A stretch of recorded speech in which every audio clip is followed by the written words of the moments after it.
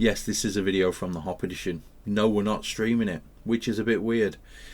What we got at the weekend was we got some fantastic footage from Brewcon. Lots of footage around the place. Andy was wandering around with his camera being absolutely awesome. We got some interviews with some suppliers and with some of the speakers, which was really cool. We interviewed Jamil from Heretic Brewing. We interviewed Sean Knight from Siren Brewing, massive beard, legend. Robbie Harrigan from Yakima Chief, I spent a lot of time annoying him. And Jonny from Brewcake Tap, because it's Jonny from Brewcake Tap and he's cool. Sit back, enjoy the footage. See you soon.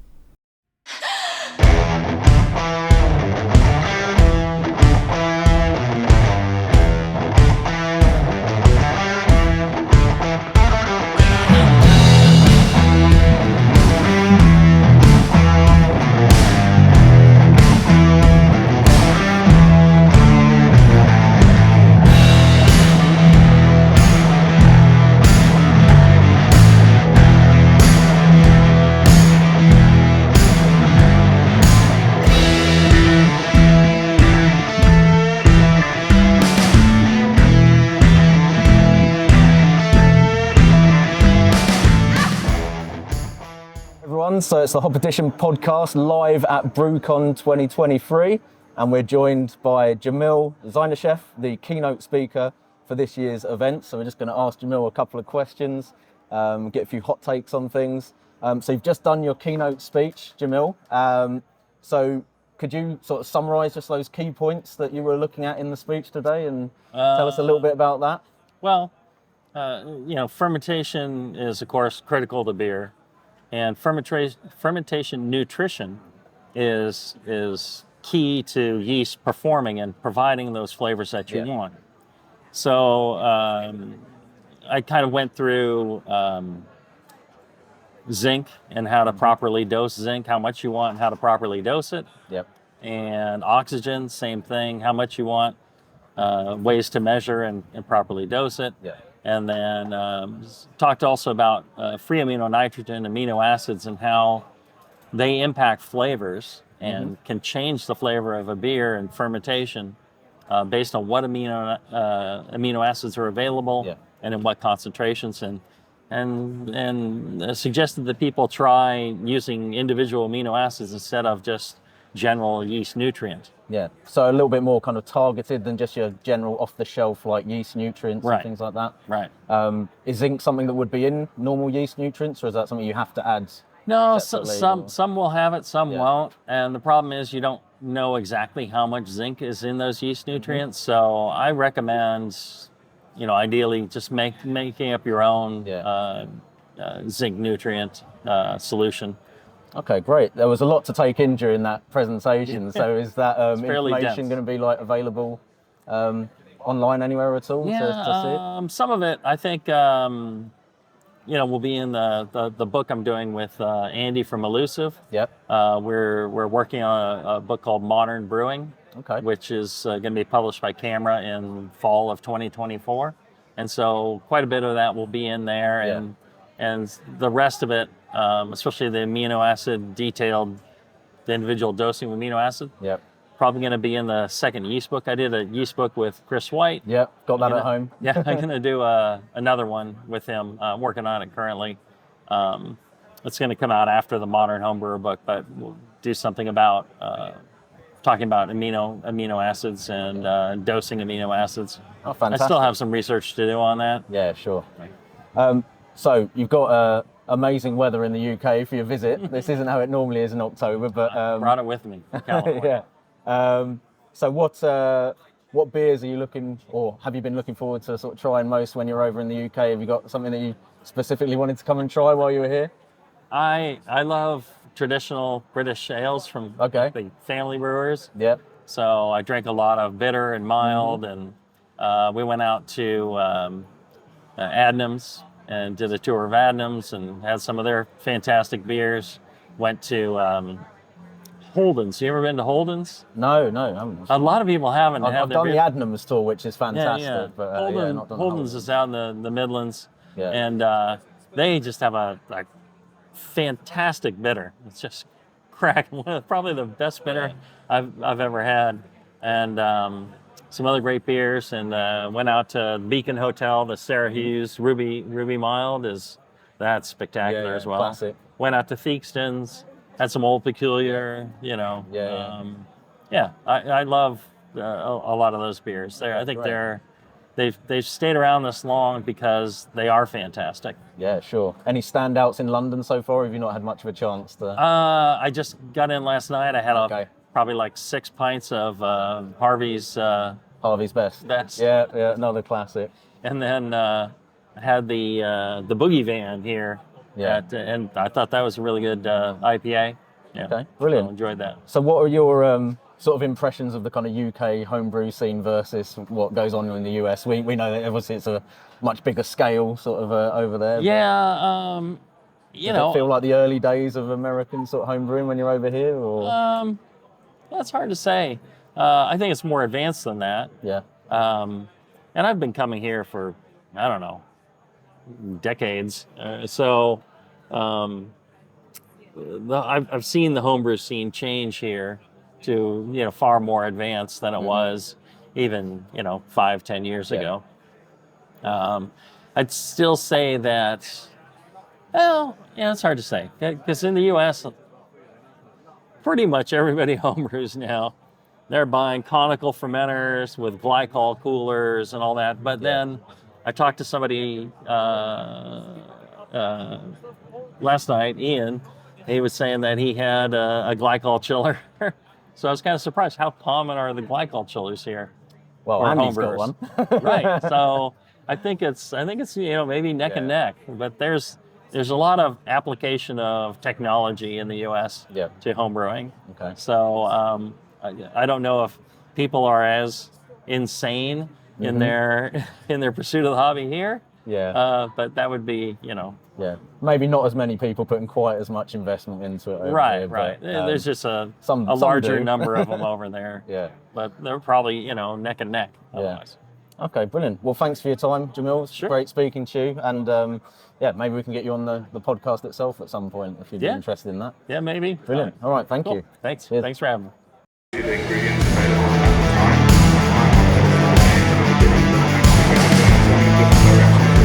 They taught us a lot about how to layer in hops.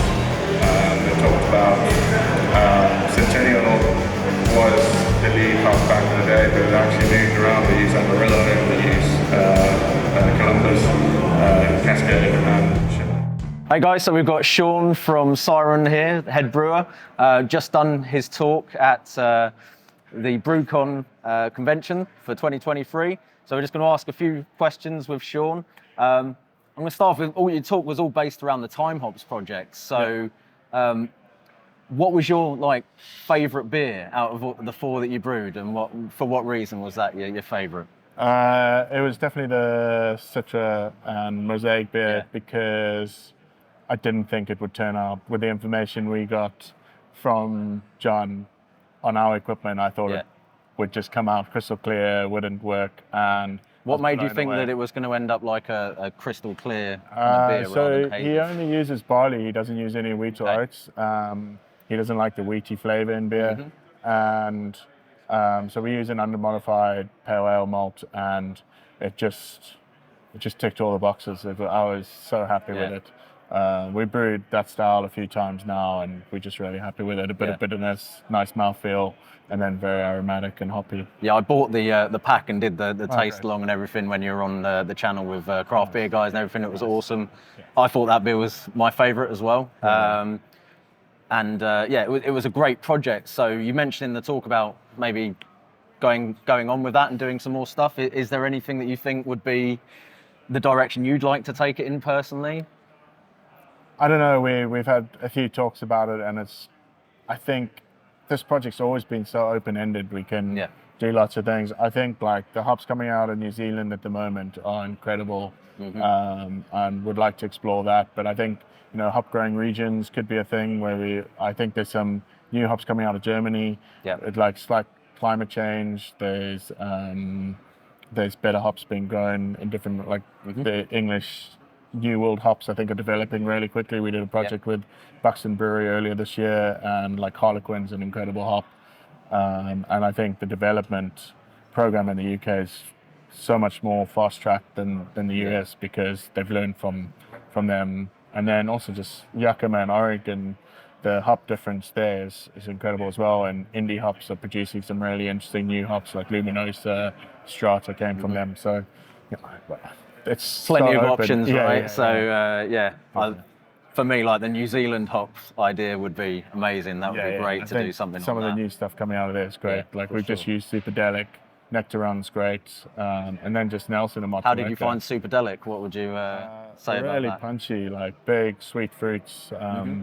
We did it in a beer we got coming out with Sure Shot. Okay. And yeah, it just sits on top. What would you compare that to as far as like other varieties?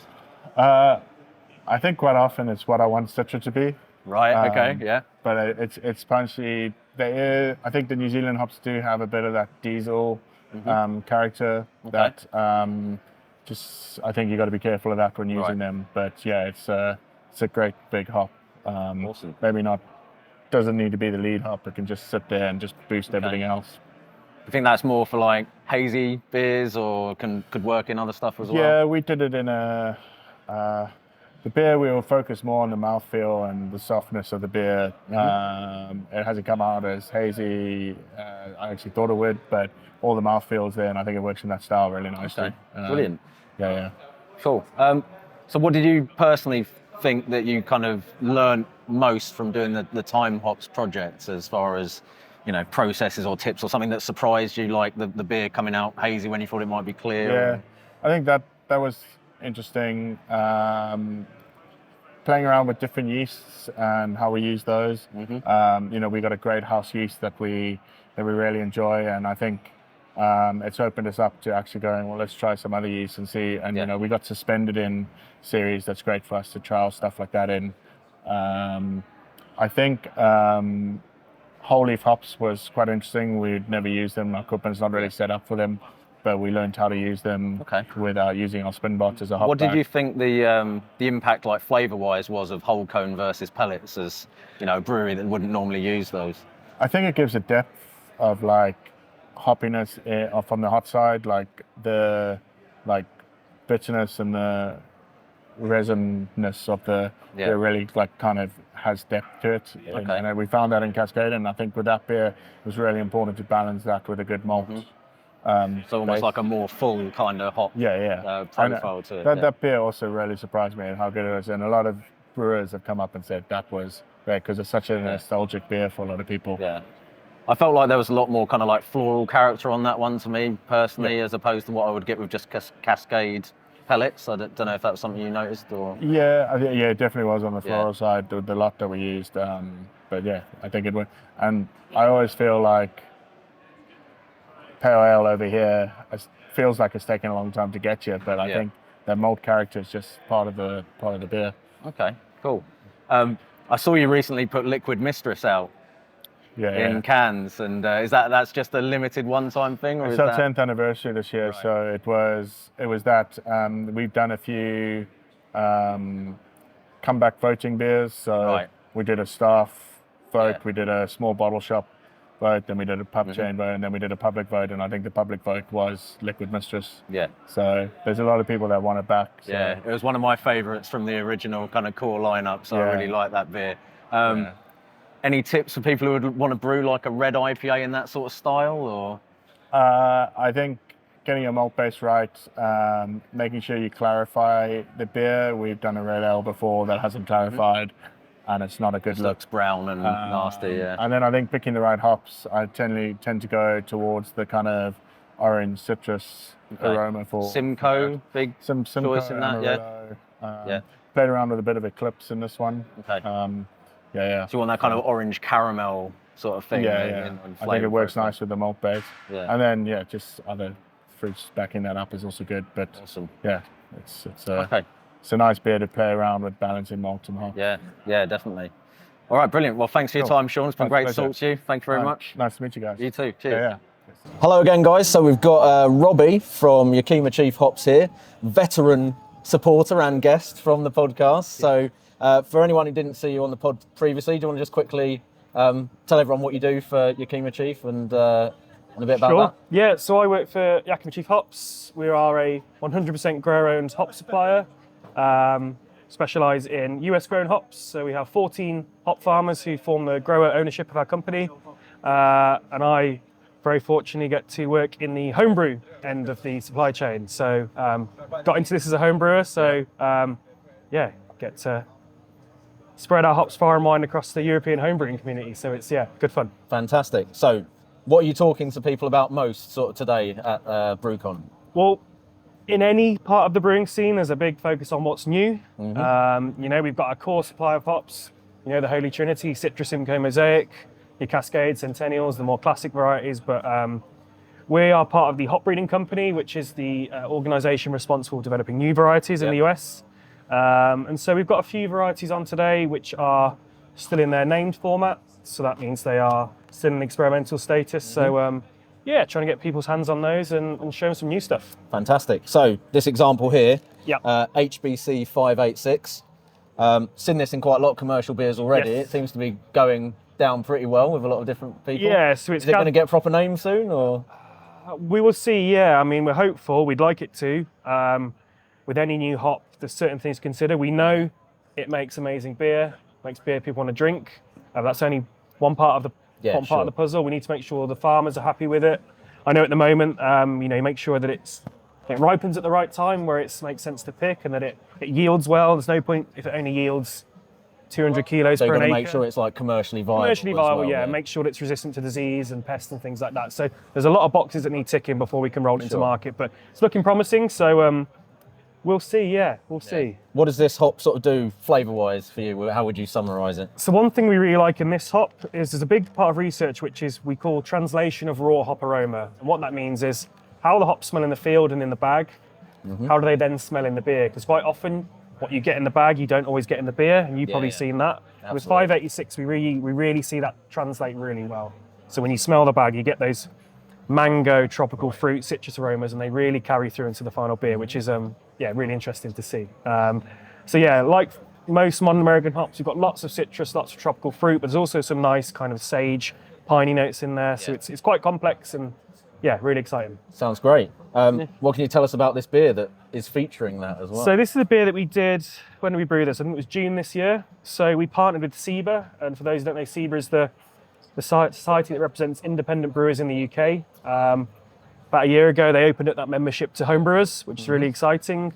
Many of our key customers across the globe, think of Sierra Nevada, Verdant, people like that. Yeah. Those guys started out in their garages and their sheds. So we want to be there to really support homebrewers from the start. So this is a beer we did with Quantock Brewery down in Somerset, really nice part of the world.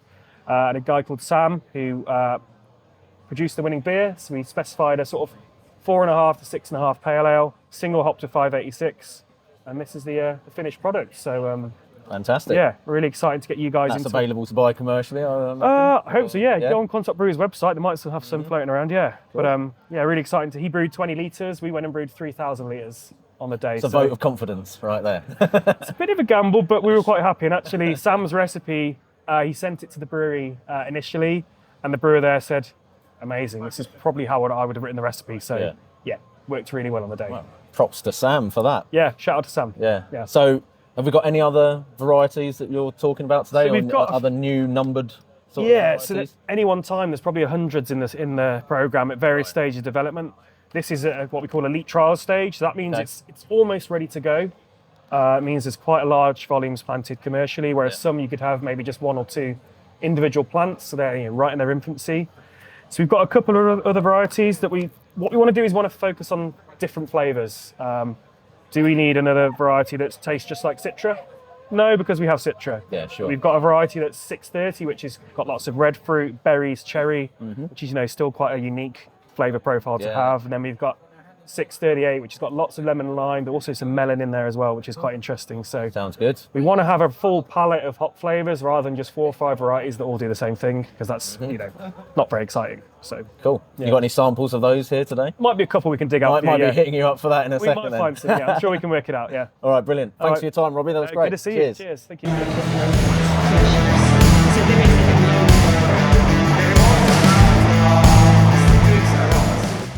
Okay, guys, time to wrap up Brewcon 2023. We're here with the main man, main sponsor of the event today, and all-round good guy, Jonny.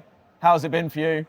Yeah, it's been amazing. It's been a mix between like people coming up and having a chat about they want to get into kegging or they want to get into all grain, and then there's loads of people just being like, we bought loads of stuff off you and it's great and you're great, and it's a bit it's been really nice. So you put faces to lots of customers today and stuff. and being part. Yeah. Because down in Cornwall we're kind of like a bit isolated from the whole homebrew community, and just being up here and in the big smoke, and and kind of just meeting some homebrew clubs and just nice people. Yeah, no, it's brilliant. It's gone really well. Did you get a chance to watch any of the talks? Have you been just busy the whole time? I did. I watched the guy from Utopian, the lager guy. Yeah, and that was because he was talking about quite a lot of how the history of brewing and how lagers used to be made influences how they make lagers. Yeah. So I had my dinner